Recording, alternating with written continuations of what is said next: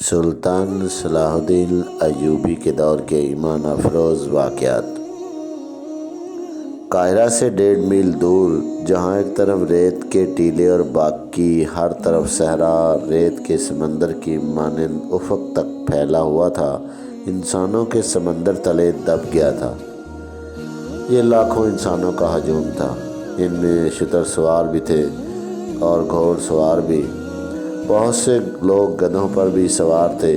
تعداد ان کی زیادہ تھی جن کے پاس کوئی سواری نہیں تھی۔ لاتعداد ہجوم 4-5 دن سے صحرا کی اس وسعت میں جمع ہونا شروع ہو گیا۔ قاہرہ کے بازاروں میں بھیڑ اور رونق زیادہ ہو گئی تھی۔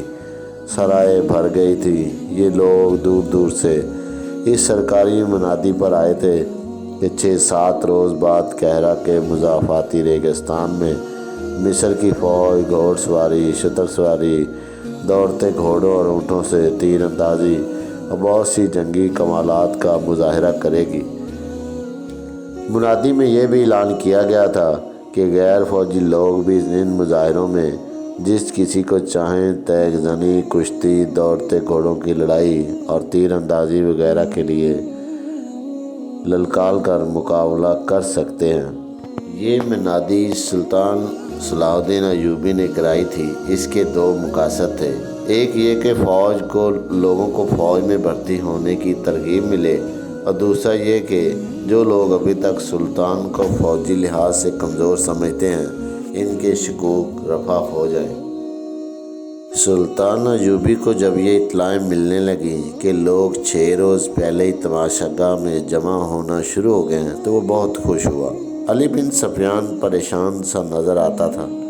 اس نے سلطان کے آگے اس پریشانی کا اظہار بھی کر دیا۔ سلطان ایوبی نے مسرت سے اسے کہا، اگر تماشائیوں کی تعداد 1 لاکھ ہو جائے تو میں 5000 سپاہی تو مل ہی جائیں گے۔ امیر محترم، علی بن سفیان نے کہا، میں تماشائیوں کے ہجوم کو کسی اور زاویے سے دیکھ رہا ہوں۔ میرے اندازے کے مطابق اگر تماشائیوں کی تعداد 1 لاکھ ہوئی تو ان میں 1000 جاسوس ہوں گے۔ دیہات سے عورتیں بھی آ رہی ہیں۔ ان میں زیادہ تر سوڈانی ہیں۔ ان میں اکثر کا رنگ اتنا گورا ہے کہ عیسائی عورت ان میں چھپ سکتی ہے۔ میں تمہاری اس مشکل کو اچھی طرح سمجھتا ہوں، علی بن سفیان سلطان ایوبی نے کہا، لیکن تم جانتے ہو کہ میں نے جس میلے کا انتظام کیا ہے وہ کیوں ضروری ہے۔ تم اپنے محکمے کو اور زیادہ ہوشیار کر دو۔ میں اس کے حق میں ہوں، علی بن سفیان نے کہا۔ ہم میلے کی منادی 1.5 مہینے سے کرا رہے ہیں۔ 1.5 مہینے میں خبر یورپ کے وسط تک پہنچ سکتی ہے اور وہاں سے جاسوس آ سکتے ہیں۔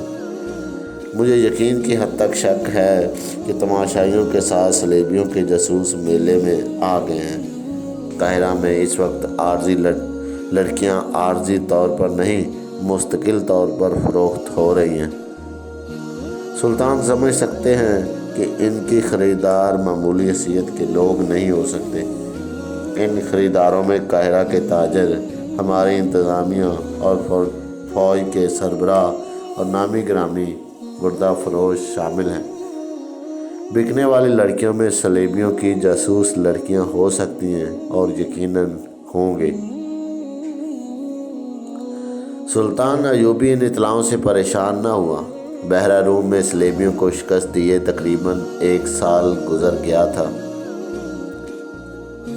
بحیرہ روم میں جب صلاح الدین ایوبی نے ان کا بیڑا بما لشکر غرق کر دیا تھا، ادھر عرب میں سلطان زنگی نے صلیبیوں کی مملکت پر حملہ کر کے انہیں صلح پر مجبور کیا اور جزیہ وصول کیا تھا۔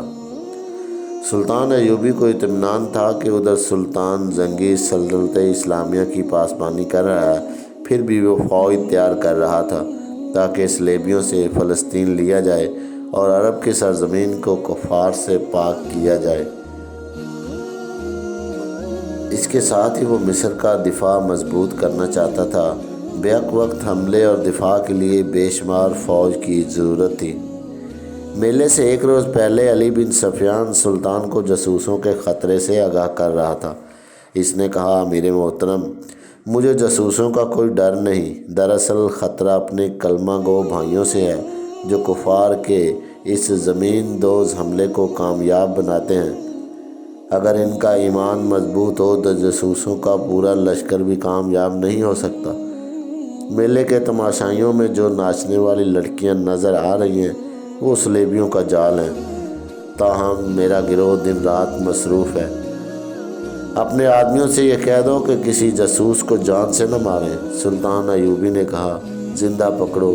جاسوس دشمن کے لیے آنکھ اور کان ہوتا ہے، لیکن ہمارے لیے وہ زبان ہے، اور تمہیں ان کی خبریں دے گا جنہوں نے اسے بھیجا ہے۔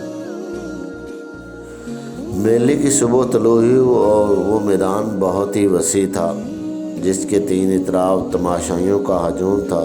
جس طرف ریت کے ٹیلے تھے ادھر کسی کو جانے کی اجازت نہ تھی۔ تماشائی نیم دائرے میں کھڑے تھے، ان کے پیچھے تماشائی گھوڑوں پر بیٹھے تھے اور ان کے پیچھے تماشائی اونٹوں پر۔ ایک ایک گھوڑے اور ایک ایک اونٹ پر دو دو تین تین آدمی بیٹھے تھے۔ ان کے آگے ایک جگہ شامیانہ لگایا گیا تھا جس کے نیچے کرسیاں رکھی تھیں۔ یہاں اونچی حیثیت والے تماشائی بیٹھے تھے، ان میں تاجر بھی تھے، سلطان کی حکومت کے افسر اور شہر کے معززین بھی۔ ان میں قاہرہ کی مسجدوں کے امام بھی بیٹھے تھے۔ انہیں سب سے آگے بٹھایا گیا تھا کیونکہ سلطان ایوبی مذہبی پیشواؤں اور علماء کا اس قدر احترام کرتا تھا کہ ان کی موجودگی میں ان کی اجازت کے بغیر بیٹھتا نہیں تھا۔ ان میں سلطان کے وہ افسر بھی بیٹھے تھے جو انتظامیہ کے تھے، لیکن ان کا تعلق فوج سے تھا۔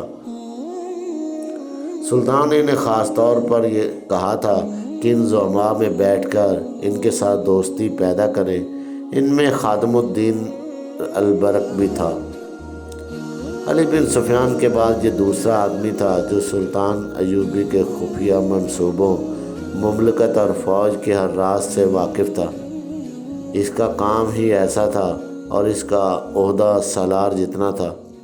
جنگ کے منصوبے نقشے اسی کے پاس ہوتے تھے۔ اس کی عمر 40 سال کے قریب تھی۔ وہ عرب کے مردانہ حسن اور جلال کا پیکر تھا، جسم توانا اور چہرہ حشاش بشاش تھا۔ البرق کے ساتھ ایک لڑکی بیٹھی تھی، بہت ہی خوبصورت لڑکی تھی۔ وہ نوجوان تھی۔ لڑکی کے ساتھ ایک آدمی بیٹھا تھا جس کی عمر 60 سال سے کچھ زیادہ تھی۔ وہ کوئی امیر کبیر لگتا تھا۔ البرق کئی بار اس لڑکی کو طرف دیکھ چکا تھا۔ ایک بار لڑکی نے بھی اسے دیکھا تو مسکرا دی، پھر اس نے بوڑھے کی طرف دیکھا تو اس کی مسکراہٹ غائب ہو گئی۔ البرق نے اپنے پاس بیٹھی ہوئی لڑکی کو ایک بار پھر دیکھا۔ اب کہ لڑکی نے اسے آنکھوں ہی میں آنکھیں ڈال کر دیکھا۔ اس کی آنکھوں میں ایسا جادو تھا کہ البرق نے اپنے آپ میں بجلی کا جھٹکا سا محسوس کیا۔ لڑکی کے ہونٹوں پر شرم و حیا کا تبسم آ گیا اور اس نے اپنے پاس بیٹھے ہوئے بوڑھے کو دیکھا تو اس کا تبسم نفرت میں بدل گیا۔ البرق کی ایک بیوی تھی جس میں سے اس کے 4 بچے تھے۔ وہ شاید اس بیوی کو بھول گیا تھا۔ وہ لڑکی کے اس قدر قریب بیٹھا تھا کہ لڑکی کا اٹھا ہوا ریشمی نقاب ہوا سے اڑ کر کئی بار البرق کے سینے سے لگا۔ ایک بار اس نے نقاب ہاتھ سے پرے کیا تو لڑکی نے شرما کر معذرت کر لی۔ البرق مسکرایا، منہ سے کچھ نہ کہا۔ فوج جنگی کرتب دکھا رہی تھی۔ خادم الدین البرق دائیں کو ذرا سا جھکا۔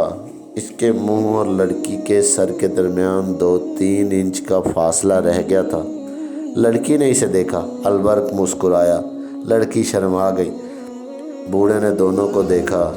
اس کے بوڑھے ماتھے کے شکن گہرے ہو گئے۔